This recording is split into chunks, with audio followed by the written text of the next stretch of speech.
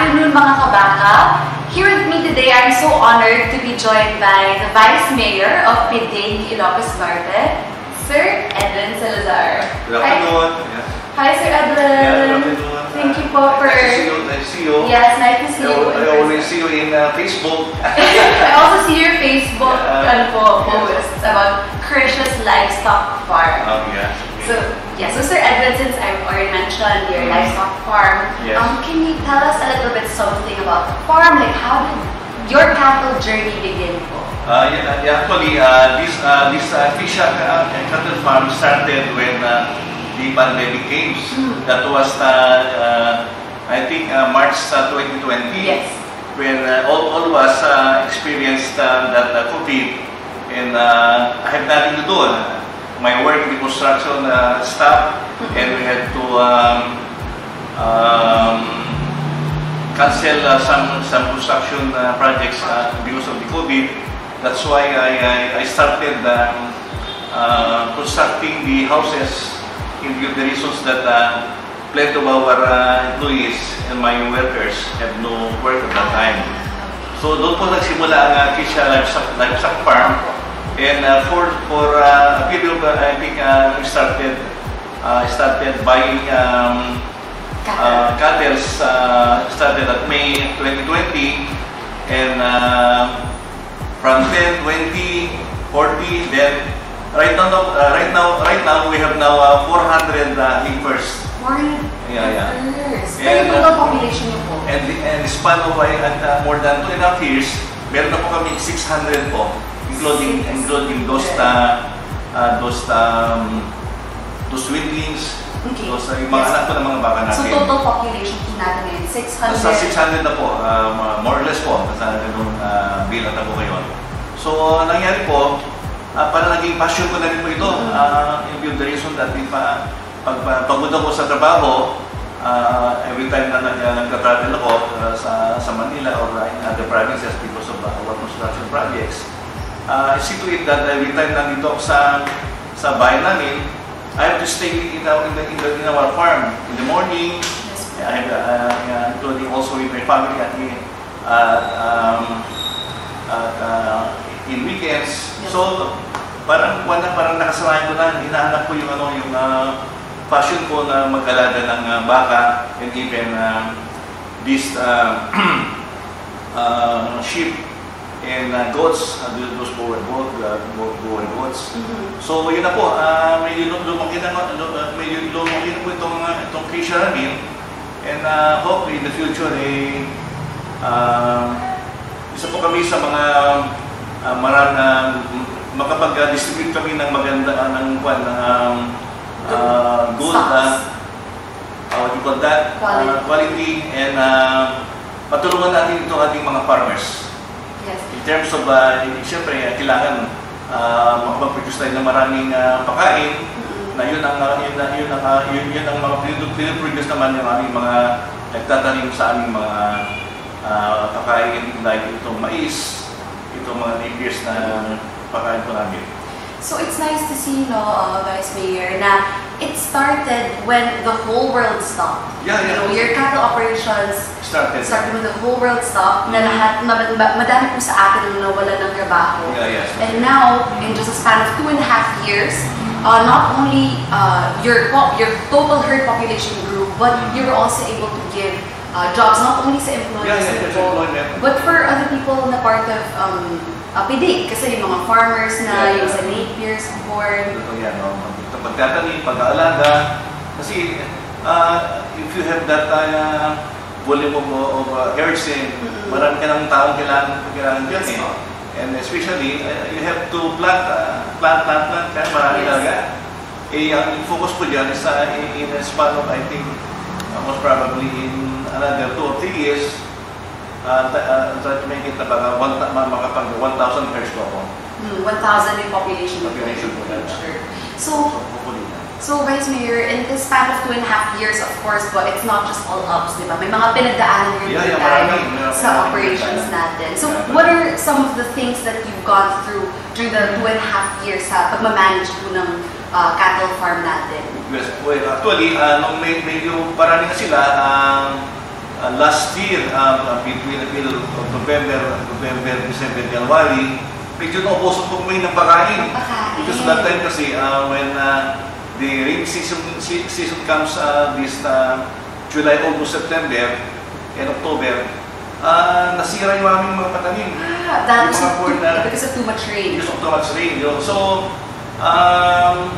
nagka-problema yung mga namin, yung mga alaga namin. So, when nakorek po namin yung mga problemang yan, napagpadali na po kami ng month of November na talagang nag-massive production na po. For yung pakain po. For purposes na itong mga susunod na taon, hindi na siguro mangyayari na yung nangyari for the last year.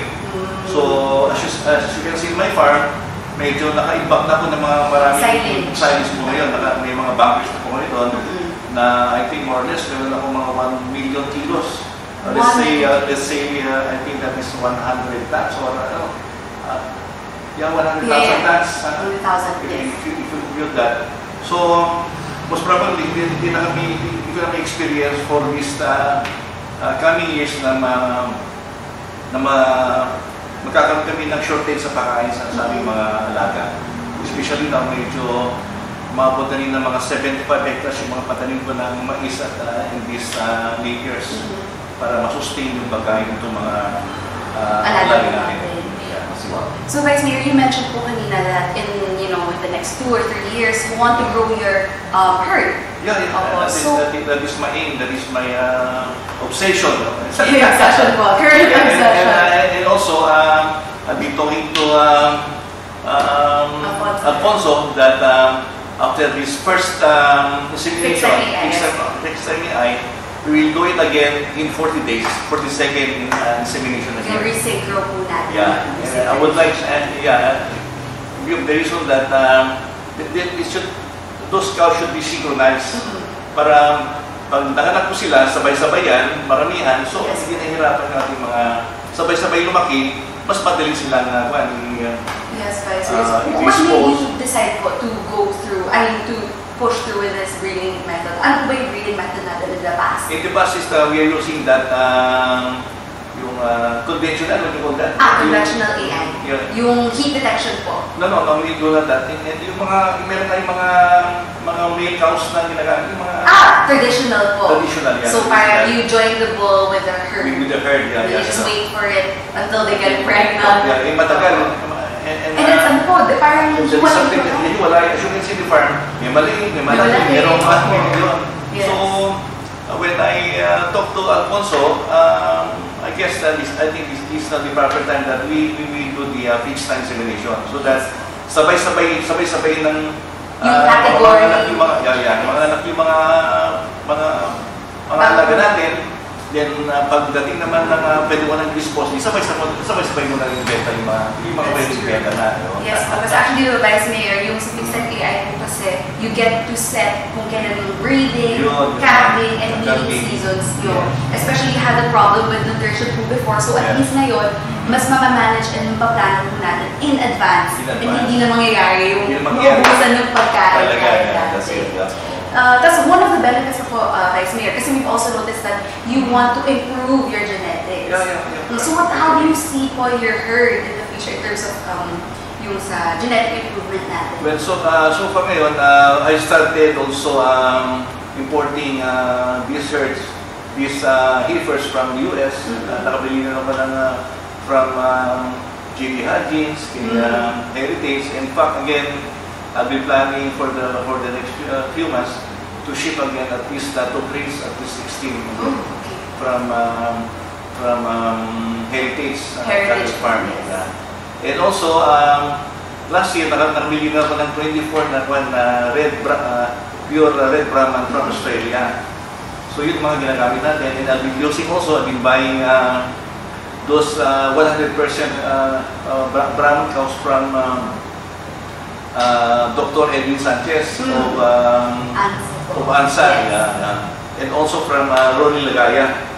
So yun po yung doon po nagagaling mga namin. And also, I'll give credit also to 5A, sila Ian at si Neo for giving me those quality Heifers po. Those balls. The balls. Those balls Okay. naman. So yun po yung mga ginagamit kong breeding materials for the natural way.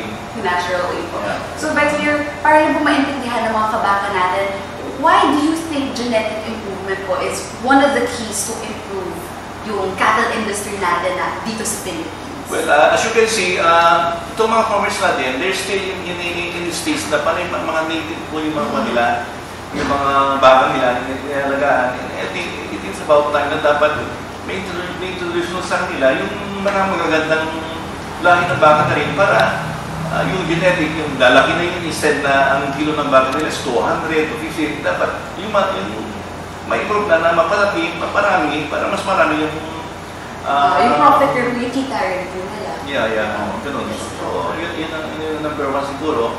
Kasi ano na tayo, sa Pilipinas medyo backward tayo in terms of yung sa genetics, sa methods natin. Sa Amerika, makikita mo lahat ng mga baka nyo ito, talagang super malalaki talaga. Australia, ganun din. Pero dito sa atin, yun ang problema. So that's why in our town, we are now doing that. In the partner with my the mayor, my sister is now the mayor now. We also have that Wagyu production na yun. In fact, as you can see, more than, I think, more or less 100 na more or less pregnant or na mga crops natin it was feeded with Wagyu. In which even Alfonso now is they have injected now for the also for the 62 cows. I think more or less mga 20 na yung nalagyan nila ng this Wagyu semen for the additional being nandun na sa kuha natin sa breeding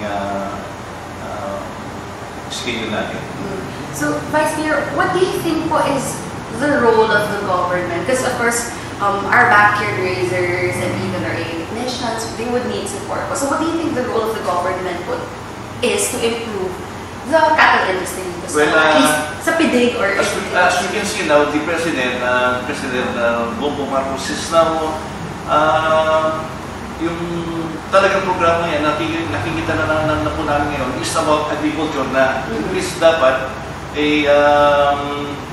mabigyan ng importansya itong mga farmers natin na may bigay yung mga dapat kailangan nila. Which in a way na meron silang, ang gobyerno dapat magbigay na ng mga magagandang stocks for this lahi ng, especially in the cow industry, in the animal industry, na bigyan ng mga farmers ng ayuda na ibigay yung mga kailangan nila for their paghalaga sa kanilang mga herds dapat. Then pangalawa, yun nga, very expensive po ang fertilizer. Yes. So nahihirapan din mga farmers natin na mag-produce ng volume na maramihan because of this yung situation natin na expensive masyado itong mga marami. So dapat actually, ito naman yata yung programa yung 1 year na presidente na palaguin ang ikonomiya through agriculture. Through agriculture. And I think it's also the same here in Ilocos City. Yes, yeah. Alright. So, Vice Mayor, do you have any tips po sa ating mga kabaka with regards to starting or even continuing their cattle operations, to improve it? Yeah, kailangan talaga itong mga farmers natin, lalo especially yung mga nag-aalaga ng 2, 3, 4, 5 na, kailangan talaga ma-improve yung genetics ng kanilang mga alaga, kanilang mga baka para mas malaki yung kikitain nila in the future. That's why meron naman initiative ngayon ng gobyerno natin na like in PD na we have this Wagyu program now para at least magkaroon ng mas malaking kita itong mga nag-aalaga ng mga baka. That is true. So we are encouraging our constituents na dapat talagang sundin po itong programa ng gobyerno natin para ma-uplift naman yung buhay ng ating mga kababayan, especially mga farmers natin.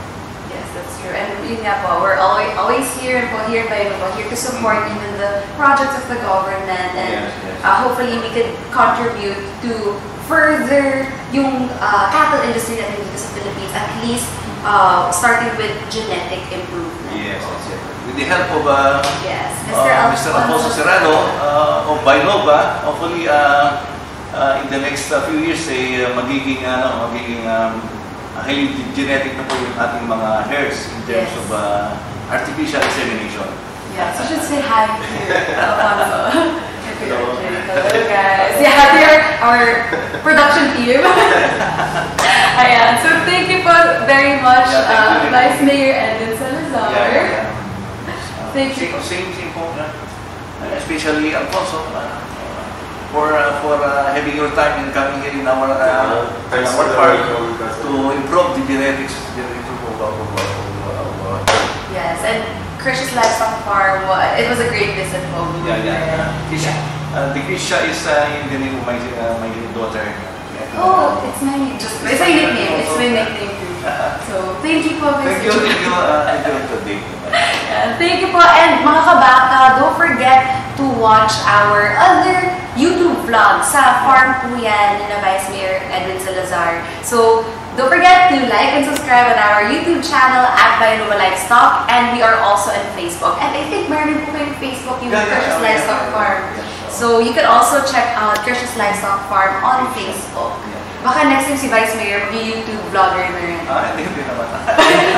Feeling ko next time, vlogger. Easy lang po tayo kasi just doing this cattle production, and also we still have other business to do. Yeah, so sige, kama na lang po mag-vlog first. Ngayon na lang po. Alright, thank you all.